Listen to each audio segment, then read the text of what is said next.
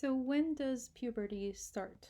If you guys remember, we said that hormones are going to kind of accelerate sometime between 8 and 14 years of age, and the visible signs of puberty are going to kick in about a year later from that surge in hormonal production.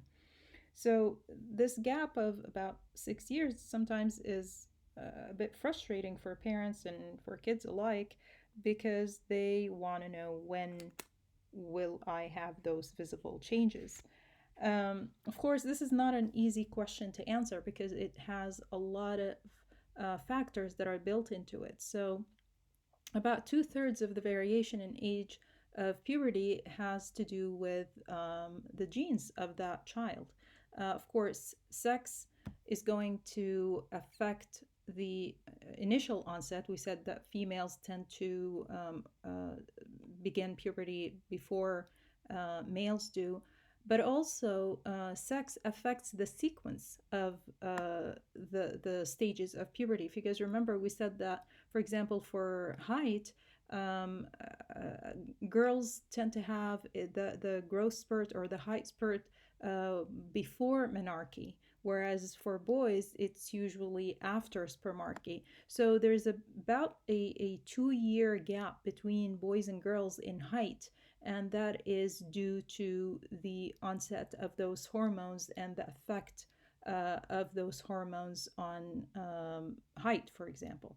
Another factor has to do with the family itself, the genetic makeup of the family. So research has shown that if parents have experienced puberty early, their children tend to be the same, and if they've experienced it late, their children tend to be the same as well.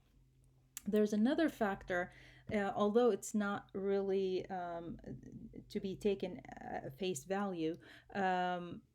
There is a somehow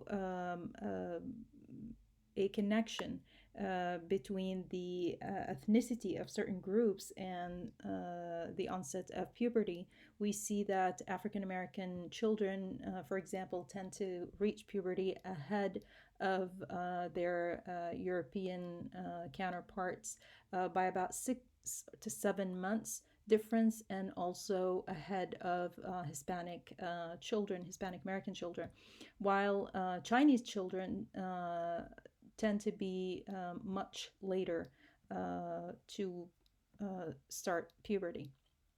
Again, these are connected to, yes, we're talking about certain ethnicities within the American society, but within the same group category, there are also going to be a lot of differences because it's not simply bound by the ethnic group. It has to also to do with other factors.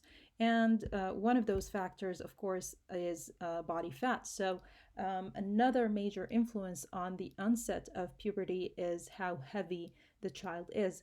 Girls tend to reach menarche, heavy girls tend to reach menarche years earlier than thin ones.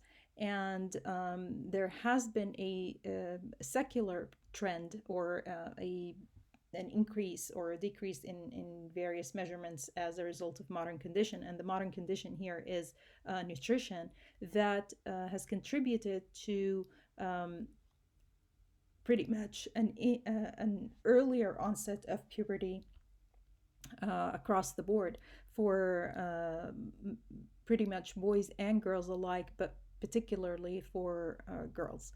Another factor is stress. Stress has a accelerating effect on the onset of puberty, so it speeds up the hormonal onset of puberty.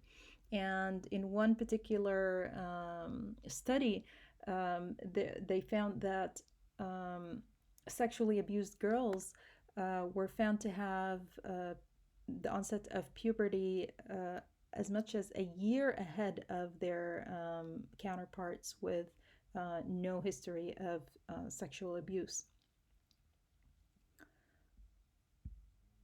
Now, what does it mean for a child to experience puberty on time, earlier, or late? So, Studies have shown that for girls, the effect is different than it is for boys. For girls, early maturing girls, girls who tend to reach puberty around the age of 8 or 9 or 10, pretty much during elementary school years, the end of elementary school years, tend to have lower self esteem and more depression and poorer body image because of the unwanted attention that they solicit due to their uh, physical appearance.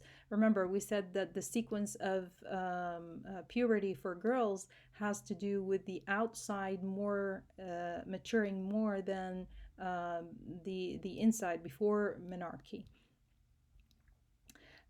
This could contribute to the attraction of older boys and possibly engaging in abusive relationships.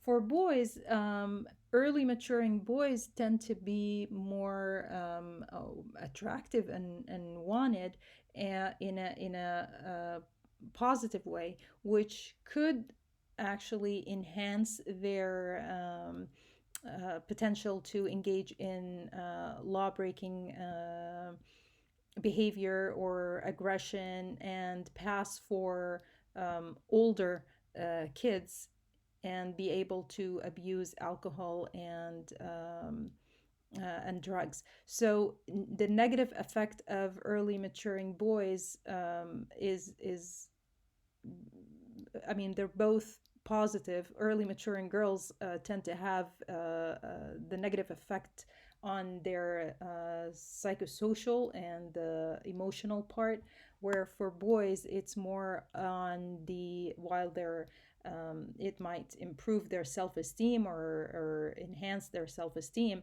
it's negatively impacting their physical development because they tend to be endangering themselves more.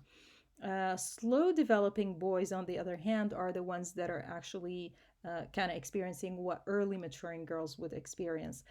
Those are the boys that are more anxious, they're more depressed, they're usually not picked for sports or for they're not really attractive to girls, so they tend to have lower self-esteem and more anxiety because of their body image.